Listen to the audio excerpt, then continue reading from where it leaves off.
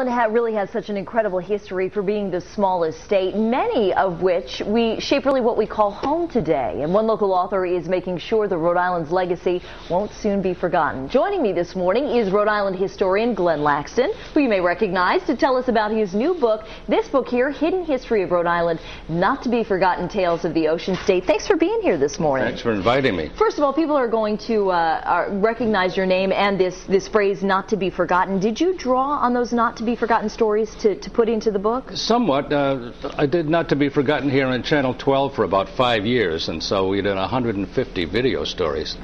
And as a result, some of them are in there.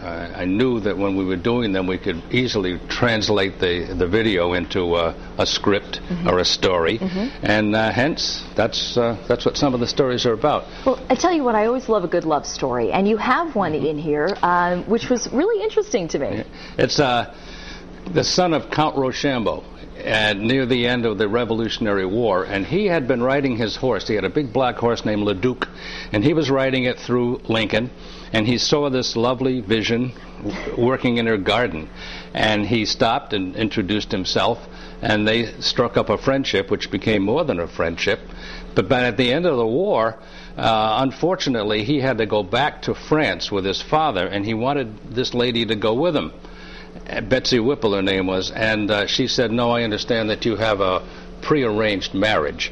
So, and the Count said, "Well, don't worry about that. I can get rid of her, and I'll marry you." And she said, "No, I'm not like that." So he left under great tears and all that drama. But the next morning, she heard a rustling outside of her door, and he was gone, but he had left the horse. So she cared for that horse for the next 20 years until the horse died. When the horse was dying, she was feeding him with a spoon. And she never married. She lived to be 96 years old. She didn't die until almost the Civil War. So from what you learned, do you think this was her lifetime love? I think it was her only love. She never married. She had many suitors, and just all she thought about was the Count and the romance that just never blossomed beyond working in the garden. You know. What other stories struck you when you were doing your research about the fact that they happened right here in the Ocean State? I could do a book a day for 50 years and not touch all the history, you know, but we have stories in there about World War II. There was a little battleship that was the first ship arriving at Normandy, for example, operated by a local man, and he writes about the big guns in back of him firing over him, and the German guns firing this way, and the ship rocking back and forth, you know, and things like that.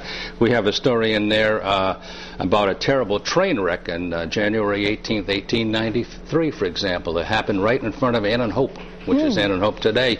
A train hit a sleigh filled with revelers and killed 9 of them, and you know, things like that. Really dozens of stories and really dozens of gems that all happened. That was a not-to-be-forgotten piece that we did on Channel 12, maybe in 2003 or something like that. Well, I tell you what, Hidden History of Rhode Island is the book. Glenn Laxton is the author. Thanks for being here. Nice and to meet you can get it at most stores available right now. And in fact, we have a list of his upcoming book signings on our website, foxprovidence.com, so just head there for that.